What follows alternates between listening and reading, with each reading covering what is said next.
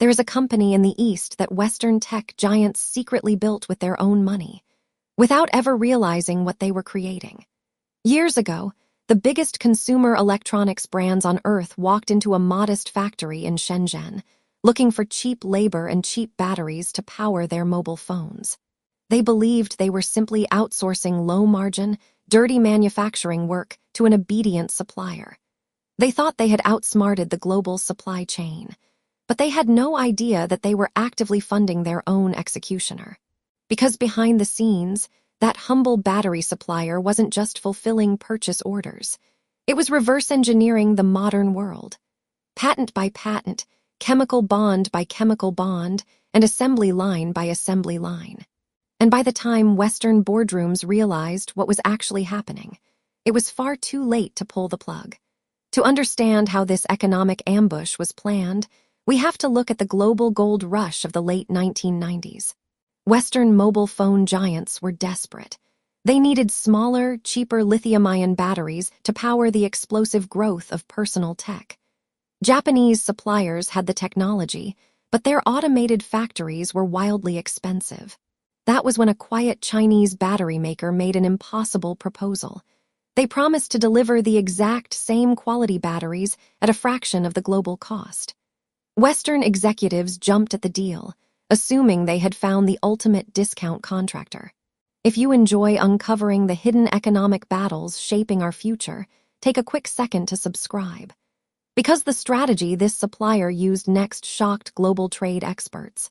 Instead of buying multi-million-dollar automated machinery that they couldn't afford, the company took a radical risk.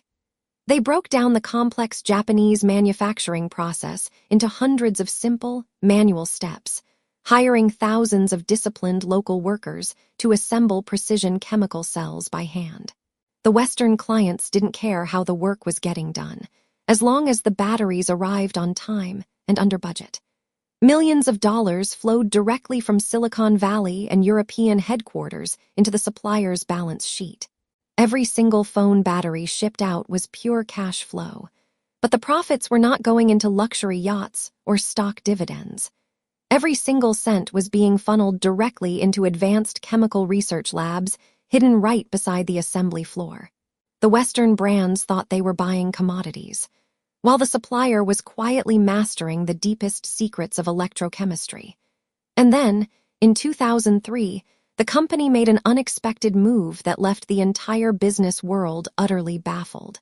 With millions in battery profits sitting in the bank, they did not expand their phone business. Instead, they bought a failing, bankrupt, state-owned automobile manufacturer that produced terrible, gas-powered clunkers. Investors were furious. The company's stock plunged immediately on the Hong Kong exchange, losing nearly a third of its value in mere days. Wall Street analysts openly mocked the decision, calling it corporate suicide. Why would a successful electronics supplier throw its hard-earned money into the notoriously brutal automotive industry? To the outside world, it looked like sheer madness. But to the chemist leading the firm, it was pure, calculated logic. He saw what nobody in Detroit or Tokyo saw, that an electric car was not really a car at all. It was simply a giant battery on 4 wheels. The metal frame, the wheels, the steering wheel. Those were easy to build or buy.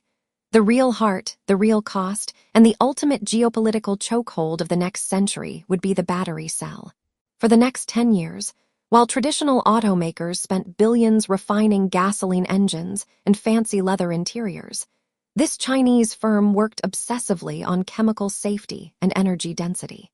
They built their own supply chain from the absolute bottom up, refusing to rely on outside Tier 1 parts suppliers. When they needed windshield wipers, they built the factory. When they needed dashboard screens, they fabricated the glass.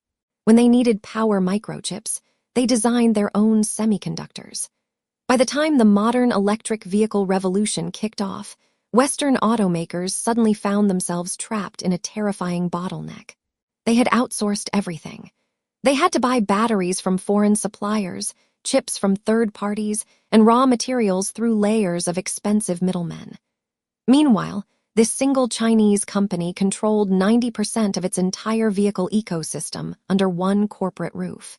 And then came the moment that sent shockwaves through Western engineering labs. For years, the biggest fear holding back electric vehicle adoption was fire. Lithium-ion batteries overheating, catching fire, and burning at temperatures so intense that firefighters couldn't put them out. In early 2020, the Chinese manufacturer held a quiet, live-streamed safety demonstration. They placed a conventional electric car battery in front of industrial cameras and drove a thick steel nail straight through the center. Within seconds, the competitor's battery exploded into a violent fireball, temperatures skyrocketing past 500 degrees. Then, they brought out their own newly engineered battery pack, a design that eliminated heavy modules and stacked long, thin chemical cells like razor blades. They drove the same steel nail straight through it. There was no explosion. There was no fire. There was not even smoke. The surface temperature barely reached 35 degrees. The test proved that they had engineered a battery that was practically immune to thermal runaway, drastically cheaper to manufacture, and remarkably long-lasting. Western engineers who watched the footage were stunned into silence. The very company that had once been dismissed as a cheap phone battery copycat had just leapfrogged the world's most advanced laboratories. And the irony grew even darker. Because behind closed doors, even the most famous electric automaker in California had to swallow its pride and quietly sign deals to purchase those exact same battery packs for its own vehicles. The student had officially surpassed the teacher. But the real crisis for the Western auto industry wasn't just technology. It was the brutal mathematics of price. In early 2024, the Chinese company launched a sleek, fully electric 5-door hatchback packed with digital screens, modern safety radar, and cutting-edge battery technology. The retail sticker price was less than $10,000. In Detroit, Washington, and Brussels, the announcement hit like a sonic boom. An average new car in the United States costs well over $40,000, making the Chinese vehicle an existential economic threat that no Western company could mathematically compete with. Western politicians rushed to build economic fortress walls, imposing massive 100% tariffs to ban the vehicles from entering their domestic markets. They claimed it was about fair trade, state subsidies, and national security. Yet deep down, industry insiders understood the terrifying truth that nobody wanted to say on camera. A tariff can protect a domestic border, but it cannot change the laws of manufacturing gravity. While North American showrooms remained sealed behind protective trade walls, the Chinese giant bypassed them entirely. They began building massive megafactories in Southeast Asia, Latin America, and Eastern Europe. They bought and deployed their own private fleet of giant cargo ships, each capable of carrying thousands of vehicles across the oceans in a single voyage. In countries across South America, Africa, and Australia, everyday working families who could never afford a $50,000 Western luxury EV rushed to buy affordable Chinese alternatives. Entire continents began shifting their transportation infrastructure, energy grids, and charging networks to Chinese standards. The Western strategy had relied on keeping the giant out of their front yard. But while they watched the front gate, the giant quietly captured the rest of the world. And now, legacy automakers find themselves standing at the edge of an unprecedented industrial precipice. Decades of outsourcing the dirty, difficult work of chemical engineering and raw material processing has left them dangerously vulnerable. The very supply chains that Western corporations built to cut costs have turned into the exact weapons being used to dismantle their market dominance. If the global transition away from fossil fuels continues on its current trajectory, the world will not just be driving on new energy. It will be driving on an industrial foundation built, owned, and dictated by the quiet supplier they once laughed at. The battle for the future of global manufacturing is no longer approaching on the horizon. It is happening right now, on factory floors across the planet. And the only question left for the rest of the world is, can you really survive an economic war against the very monster you paid to build?